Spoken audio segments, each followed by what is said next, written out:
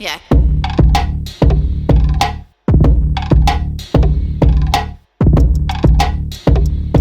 Welcome to the Rhinebeck Scoop. I'm your host, Jennifer C., and I'm dishing out social commentary about our beloved town.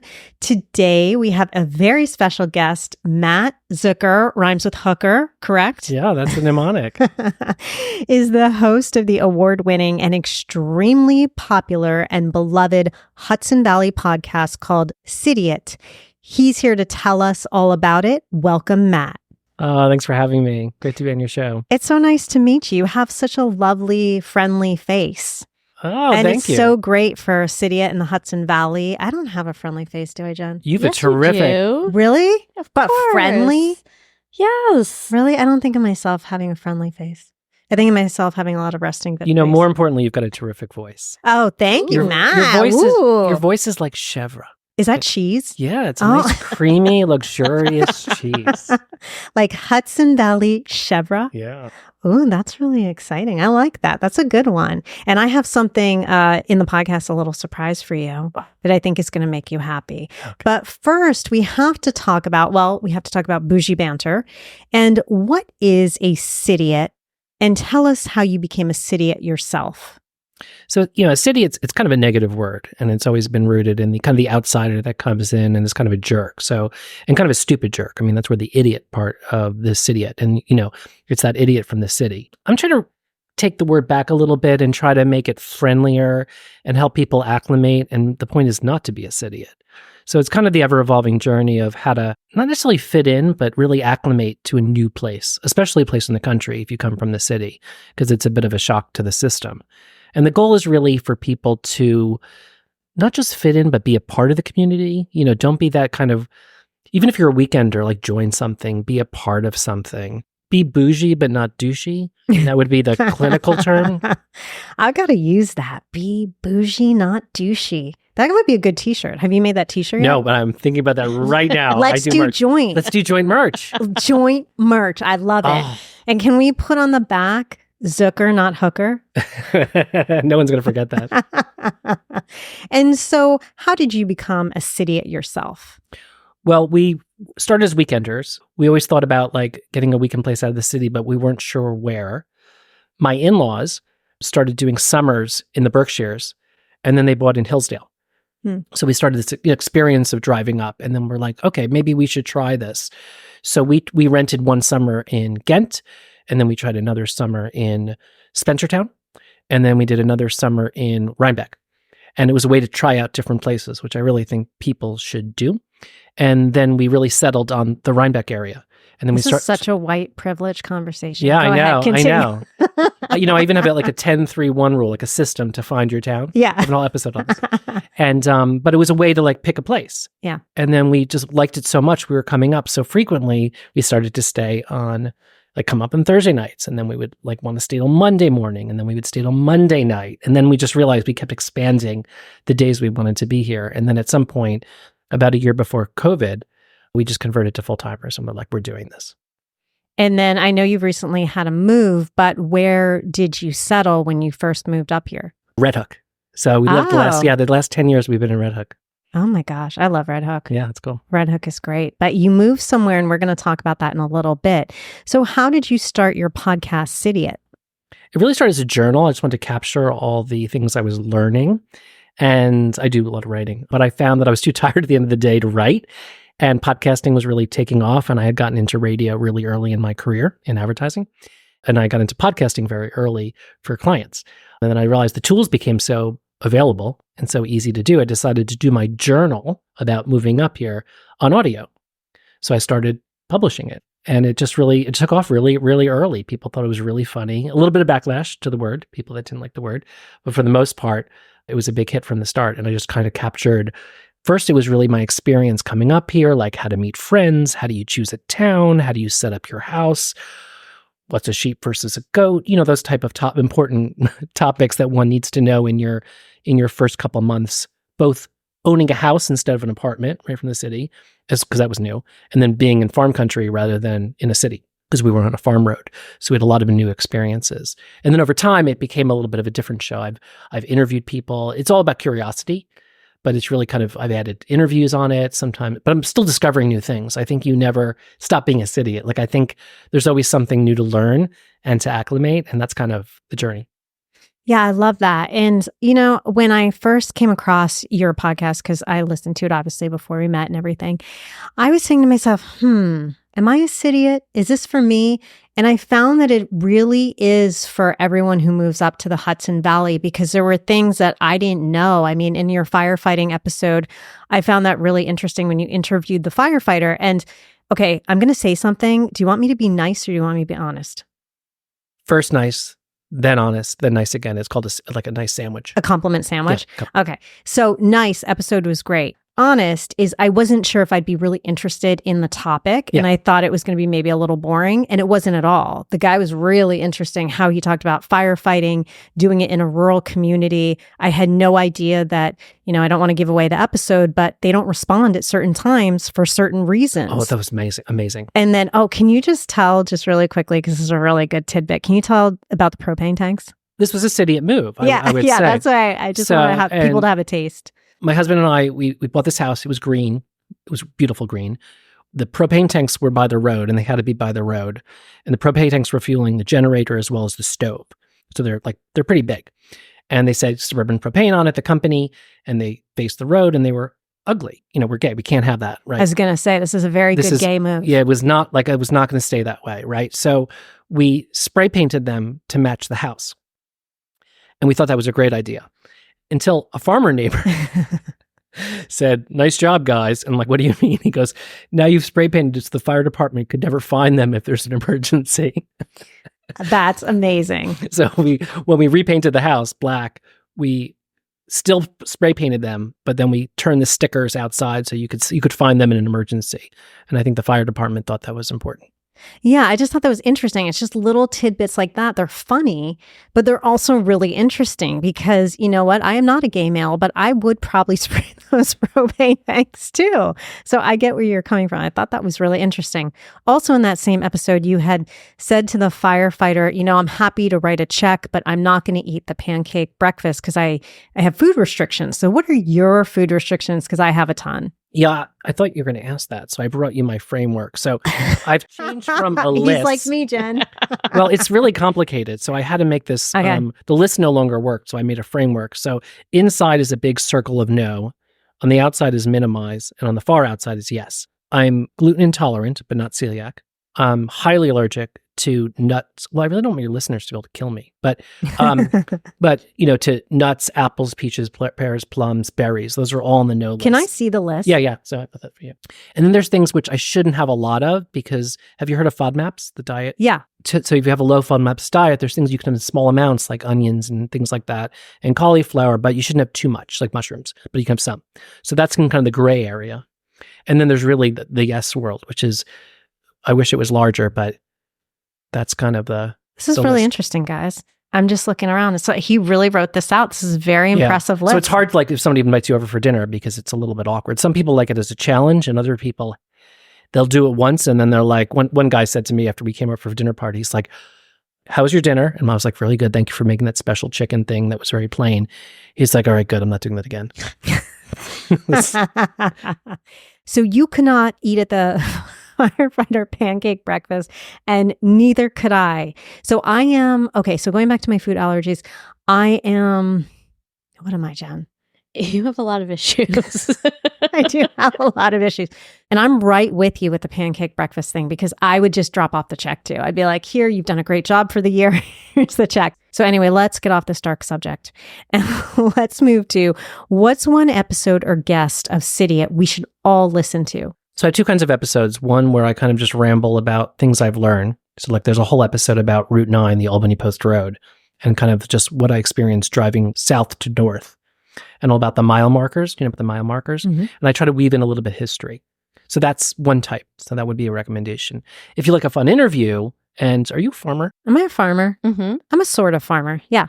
So I recently did Heard It Here, which was an interview with Kyle and Amanda from Golden Farm up in Germantown and Claremont. And that was a really fun episode, just learning about farming and about having an animal farm, a cattle farm. And I thought that was a great. I learned a lot in that. I like any episode I learn a lot in. Was that the Barn Fox one? No. Barn Fox is a co-working space. Oh, right. where I listen to Barn Fox. Yeah, Yeah. the co-working space. And I listen to Firefighter. Heard it here is about a farm. Okay, I'll have to listen. Well, this is my surprise to you is we own cows. My husband and I own Black Angus cows. Ooh. Yeah, and I know your lucky. favorite is cows. I love cows. What I thought was really amazing when I asked Kyle and Amanda about what it was like, do you get up? You must get up early. And they're like, no, that's dairy farmers. And I was like, oh, I didn't realize that. I was like, I would totally be a cattle farmer instead. I just didn't want to get up early. See, the thing is, Black Angus are not known for milk. You can't milk them because there's not enough milk. So those are the Holsteins that give you the milk and everything. So Black Angus is always beef. Do you name your cows? Yep. Well, our breeders are always Diamond and Silk. Those are the mommies. And then we went with a Addams Family theme for the babies. So we have an Uncle Fester and we have a Gomez. Fun. And then the ones who are going to be processed soon are Mike Tyson, Sugar Ray Leonard, and George Foreman. Oh. So we do themes. Yeah. Got it. So it's super fun. Yeah, I don't think I've ever talked about the farm here, have No. I? No, yeah. So it's super fun. Okay, so now you have to tell me, what is the dumbest Cidiot thing you've done so far or you've seen someone else do besides the propane? So there's basic everyday dumbness. So like I used to have a Mini and it would get stuck in the mud all the time and it's just slow to the ground. So that's like a typical Cidiot move too. But I think the worst thing I've ever done was we thought our neighbor was dumping near the creek and like garbage or something. And we were very sensitive. We got moved up here and panicked over the water, not realizing that our well was deeper. That it didn't, I don't know, whatever. Well, we panicked. So what do you do from the city if you panic? You call the DEC. So the DEC comes over, checks. They're like, it's fine. That neighbor was fine.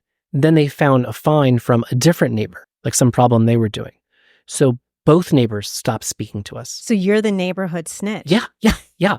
So now on this little road, no one's speaking to us. Shit. And it was just so, like, it just backfired, right? Like, it just was terrible. Now, the good news is you can cure any mistake with pie. This is true. And so over time, pie brought things back to a certain symbiosis. Did you apologize? Not exactly. There was flavors of apology, and the pie was more of a symbolic thing. Gesture. So what type of pie? One neighbor was gluten-free also, so that worked out. And then the other was more of an apple pie. So that's my advice. If you do make a Cidiot mistake, use pie and maybe apologize. Could you be bribed with pie? No. Yeah, I couldn't either. But are you from here? No. Yeah, see, you're not really the problem. Well, you say that. Yeah, that was funny. So, Jen, Yes. have you ever done something really Cidiot dumb? Well, I've done a lot of really dumb things. Well, first, I can go through like a litany, but what I really, really failed to realize was that Rhinebeck is small. So if you do something, there is no hiding. Everyone knows. And, like, let's just say, for instance, That's why no one knows where I live. I've never said on this podcast where I live. That's smart. Go ahead, Jen. So I'm not saying that I did this here, but let's just say I was in New York and somebody who was presenting a bagel to me or was snotty or whatever, I just wouldn't go back to that bagel place, right? Because I could go to 17 other bagel places in my neighborhood. See, that's not the case here. Right. So you have to give people like 3, 5, 7 chances, which I think as a parent was a wonderful lesson that I imparted with my kids was you had to learn how to be tolerant. I had to stop being such a, like a short-tempered kind of impatient asshole. I mean, I'm still an asshole sometimes, but I try to be a little bit more patient. You're better, though. But what happened was the day I moved up, I was pregnant, I was hungry, I was tired, and I had I already have weird sensory issues, and all I wanted was bacon, egg, and cheese on a roll. But it was 9:00 at night, and there was no bodega, and I just cried like such an entitled New York City Cidiot. And my now ex-husband at the time came back with pizza and curly fries, and I just what are you doing? Because if I smelled an egg cooking, I would vomit. Anyway, that's not that obviously that's not going to make or break anything, but it was kind of, I don't know. I really miss my bodega days of getting whatever I wanted at. You have to find new substitutes. So curly fries kind of like, I Yep. mean, it was nice, but no, Or pie. no pie. Anyway. So Matt, does that count? Would that be Cidiot? Yeah, sure. I mean, I think expectations that are displaced from somewhere else would be a Cidiot move. You're imposing something from somewhere else here. Absolutely. Rather than finding what could you do here? What could you do the craving? You're supposed to get the most out of this area. It's an incredible area. Yes. Yeah. And then for many people, it's you chose this, maybe you didn't. So you want to get the most out of it. So kind of bringing the baggage of the past is kind of a bad idea. It goes in the face of what you're trying to create. Hey guys, do you know what would really help out me, this podcast, and potential listeners? Giving this podcast a 5-star rating wherever you listen. On Apple Podcasts, go to the page with all my episodes listed, scroll down, click tap to rate, and click on 5 white stars, and they will turn purple. To add a 5-star review, click on write a review. This takes less than 60 seconds of your time to ensure that people like you will find this podcast. On Spotify, go to the main show page, click on the 3 dots on the right next to the setting symbol, click on rate show, and give me 5 stars. This is vital, guys. If you have a partner, older children, or anyone else in your household that has a phone, make sure to borrow their phones and rate too. Good vibes all around. Thanks, guys. Okay, so I have 2. Mm-hmm. Okay, the first one I already mentioned in an episode, so sorry, I'm repeating this, but when my husband and I moved here, speaking of the fire theme, we took our ashes from our wood stove and put them in a screened-in porch, and we were wondering why the alarm kept going off. What do you call that? Carbon monoxide alarm, and we could not figure it out. We had the fire department out twice, but here is the kicker. They couldn't figure it out. So it's like, I'm a Cidiot, you're a Cidiot. This is what you do. So they could not figure it out. They looked around the house, everything. We finally figured out what we were doing. So that was pretty Cidiot. And then the other thing that I'm trying not to do, and this is more of a mean Cidiot thing than a funny Cidiot thing. I have a really big truck. And if people drive too slow, I will go behind them and hit my turbo. Oh my so God. It scares the shit out of them. And I have no problem doing that. So what do you think? How do you It's really funny because I don't know if you heard the Cidiot theme song. Yeah. And if you listen to the full length or watch the video on YouTube of it, the songwriters that worked with me on it put a moment in the song and in the video of someone in a truck yelling, "Hey, Cidiot, get on the fucking road." So put that moment of impatience in the road. So I think that's really funny. So I embody a Cidiot. You embody the local being mad at the Cidiot for driving too slow. I will take that too. Looking at the trees, the peepers or something.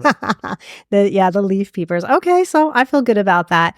Now, in your podcast, Cidiot, you had kept teasing for several episodes about a major life change that will affect the podcast. And you finally revealed it a couple days ago. Yep. I listened. Can you give us a scoop? Yeah. We moved to Hudson. Yay! So it affects the show in that, the question I guess I'll explore is part of the reason we moved to Hudson was to move to a bigger town, but not back to New York City. Are you a Cidiot when you move back to town? But I think I still am because I'm still discovering new things. It's a small town, so it's still upstate. It's still that feeling of newness. And I think I'm a new kind of Cidiot in a new place. I've got things to learn all over again. A shift of the aperture. So I think it's kind of cool. But it's a big move for us because we're moving from a house to an apartment, from a farm road to a downtown, walking more, driving less. So it's a little bit of city culture again, but still upstate. That's pretty cool. Are you liking it so far? Yeah, it's super fun. I mean, I think any change is fun. I could have moved anywhere and it'd been fun. Trying something new is a great part of life. So it's like a new chapter. And it's something that was pretty familiar. I mean, we were in Hudson all the time. I mean, Red Hook is in between Hudson and Rhinebeck, so we could go anywhere, but it's like a new world. Now, you are so tied to this brand, Cidiot. You're so tied to the Hudson Valley. I trademarked it. You trademarked it. So if there were an opportunity where someone gave you a really great opportunity in Washington State or Canada or Australia, would you abandon the Hudson Valley? I don't know. I think I'm a very East Coast person. So I don't know if I would move west. My husband always wanted to move to California. He thought that'd be really cool, especially Southern California. That terrifies me because you're in a car all the time. Except for the traffic. Yeah, I know. And the fires. Yeah. Yeah. Yeah. But not my thing.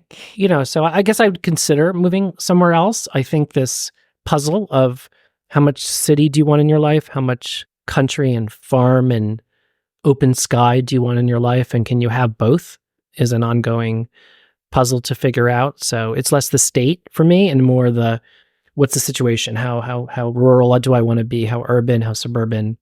What's the right mix? Okay, so if you had the right opportunity, you would move.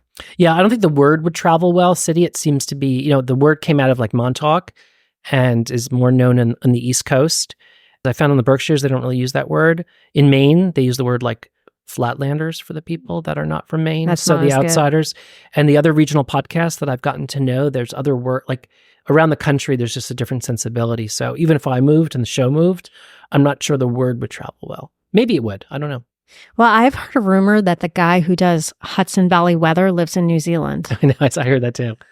And he's pretty good. So if that's true. So see, you can move to New Zealand and be just fine. Yeah. So now we are moving on to a little game I have. I felt that, Matt, I didn't want to debase you with Marry, Fuck, Kill. So we're going to do something a little bit more PG today. And that is a game that I just like playing the last time we had a guest. And that is useless fact or brilliant insight. Yep. So Matt, give it to me. So it's a question, right? I ask you. I try to stump you. I've never played it that way. Interesting. Okay. Well, so the mile markers I mentioned in the Albany Post Road thing, they're every mile from New York City all the way to Albany. Do you know who invented that or why? People drive by them all the time. Some of the Rhinebeck one is 100 miles from Manhattan. So that's a good fact, which I'm sure your listeners know. Can you give me a hint? Is it someone famous? Yeah, super famous. Super famous. He helped create and ran the post office. Thomas Edison? Earlier. Kites. Ben Franklin? Yeah. Oh my gosh, I got that right. After 2 guesses and many hints. Ben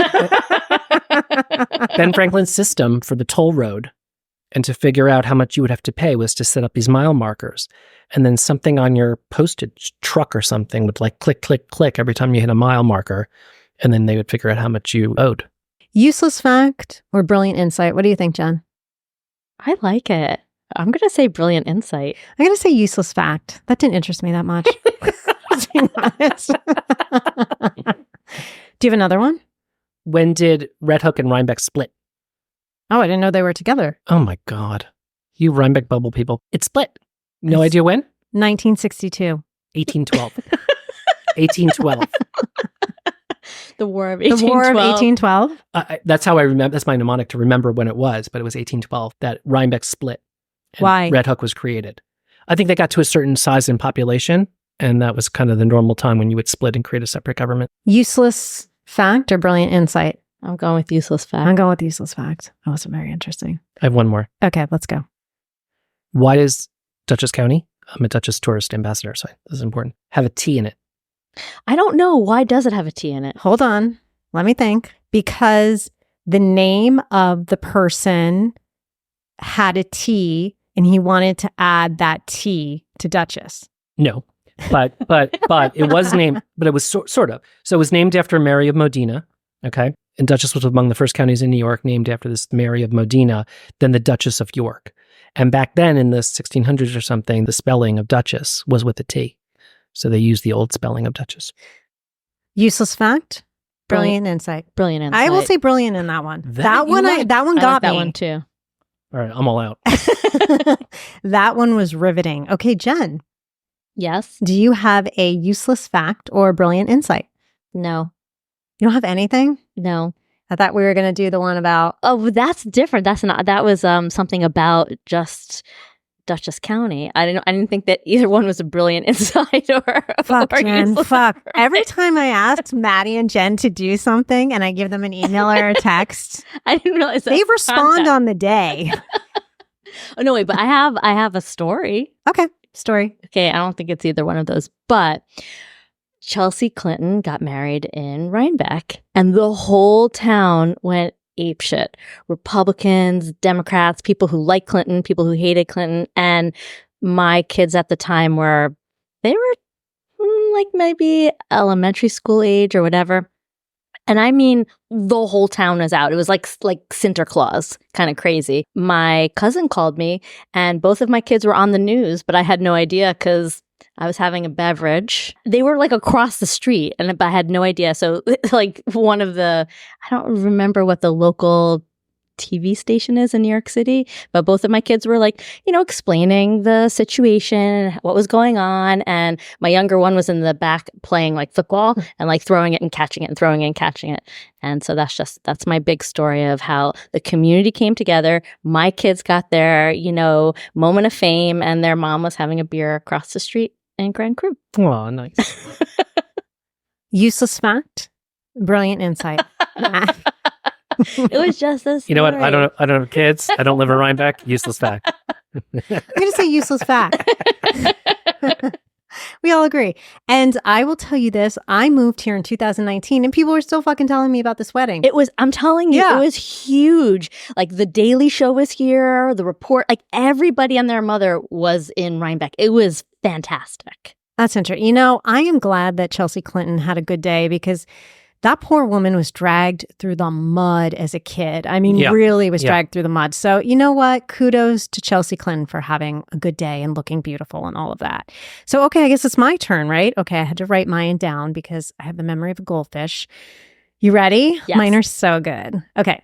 According to 94.3 FM, Rhinebeck's oldest piece of history is, what do you think? Beekman Arms? Nope. Oh, the 100-mile marker. Nope. No. Could be a crystal that dates back 500,000 years of age. Okay, useless fact. Useless fact. I thought the oldest thing would be like an ancient white dude. So I thought that was I guess so. Pretty impressive. Okay, the next one is going to be brilliant. You ready? Velveeta was invented in Monroe, New York. That's like a couple 100 miles away. Is it? Mm-hmm. I thought it's the Hudson Valley. It is. It is Hudson Valley. It's just, it's Orange County. Yeah. My friend Allie grew up in Monroe, New York, so I love it. So I think it's insightful. Okay, brilliant insight. I love Velveeta too. I mean, okay, sure. Velveeta's the nastiest shit they ever invented. So I'm riveted by this one. It's as bad as Wonder Bread, but I think it's an interesting fact. There are stronger local brands. There are stronger local brands. There are definitely stronger Mary's local Crackers. Brands. Oh, really? Yeah. Where? The other side of the river. They're made with soy. North. They're delicious. Yeah, they're made with soy. I don't do soy.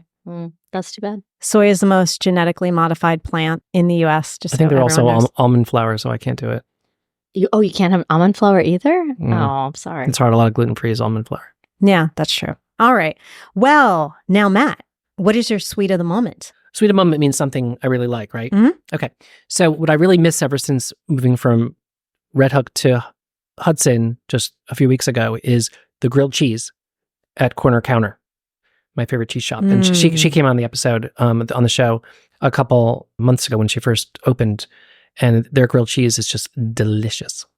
I think it won best grilled cheese too in the latest. And that's in Red Hook? In Red Hook, yeah. Where? At the Four Corners. Really? How do I not know At the this? traffic light. It's like, yeah.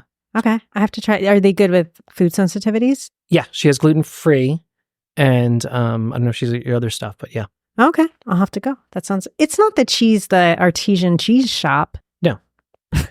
Where's it by? It's in the downtown Red Hook, in the village of Red Hook. I know, but what's the next thing over from it? It's on the corner across from Annabelle's Bakery. I think it is a cheese shop. It's called the Corner Counter. Yeah, I think it's that you can go in, you can get cheese, there's meat, it's like a deli. Yes. Okay, that's the place I was thinking of. Okay, good to know. All right, I'm going to do that. What is your sour of the moment?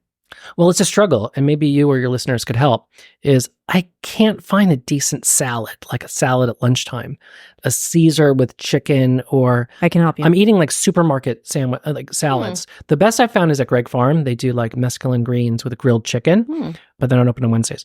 I've tried diners, I've tried restaurants, I've tried places you think would have a good salad, and I haven't. But see, I know one in Rhinebeck. You need one in Hudson, right? Well, what's the one in Rhinebeck? I might make the trip. Terrapin. Oh, they have a good salad. They have an amazing Caesar salad. Just ask for no croutons. Yeah. And their dressing is made with olive oil. Good to know. It is really good. I agree. Yeah. So that's pretty good. No, when I ate it, no, there's another one, but no, that's too far away for you. Hudson, I'm trying to think if I've ever had a really good gluten-free Caesar salad in Hudson. I'll get back to you on that. Because where's that place in Hudson that it's like this old, it's French, and it you walk in, it has all these wooden floors. It's a bakery. La Perche? Yes. Have you tried there? Yeah, I've had greens and they have a good omelet. Okay. But no Caesar salad. Yeah, definitely Terrapin. They're really good for that.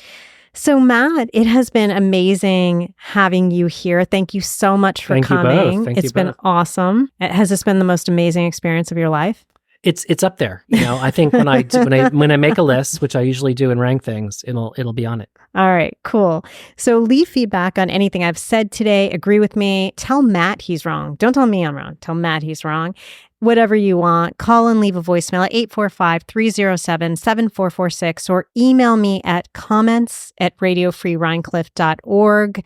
And you can follow me on Instagram at Free Spirit Podcasts. But we want to promote Cidiot. So please tell us how to get in touch with the Cidiot lifestyle.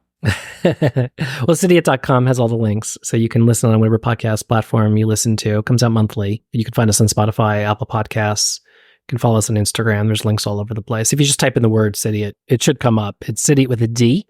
There's also Cidiot with a T, but that's a terrific store in Catskill. You should visit them. They're fun. They've been on the show too. They are right next to my cryo place. Oh. Yeah, they're a couple doors down. So I knew that. So I actually checked that out to see if that was related to you, and I realized it wasn't. But yours, I just remember yours as Idiot with a C in front. Right. So I think that makes things pretty easy. Congratulations on your move. Thanks. And you are a lovely light to the Hudson Valley. We're glad we're still keeping you here, and you'll have to come back on again. And we want to hear how the move went and how you're adjusting to a whole new small town. Great. Thank you so much. You're welcome. This radio show is produced by me, Jennifer C., Matty Rosenberg, and Jen Hammoud at Radio Free Rhinecliff. Oh, actually, Matt, we're not done. Let me ask you a question quickly before we end. And that is, you do solo episodes and then you interview guests, right? I did my first solo episode. Now, for my podcast, I heard it. Yeah, I do solo episodes for my podcast, but I've never done one for this radio show. And I asked for feedback, and I was lucky enough to get feedback, and I got 75% liked the solo episode, 25% didn't like it. They wanted to hear Matty and Jen. How do you feel about your solo episodes? Do you get feedback on that? Do people like a mix of both? My show started as solo, and then I started weaving interviews in, and I find that people like the break, at least what they tell me and what I sense, and so I try to mix them up and not do all one format or the other. Yep. And that's what I plan on doing. So those of you who don't like the solo episodes, fuck off, because I'm going to keep doing them. Yeah, okay. Anyway, listen up, guys. We have a different drop schedule for October. I will be taking a month off and dropping the next episode on Tuesday, October 15th. And then on Tuesday, October 22nd, these are going to be back-to-back Halloween episodes. I have a guest lined up who's really into all the creepy stuff. And then I am going to be doing a solo episode on my ghost stories, because you guys know I'm big into the supernatural. I'm a big metaphysical person, so I have a ton of ghost stories. And my house, which is right outside of Rhinebeck, is very spirited. I won't say haunted, but very spirited. Stuff happens all the time. It's just normal for me. And again, these are going to be October 15th and then October 22nd. See you in, I guess that would be 4 weeks. Love you, RBK. Yeah.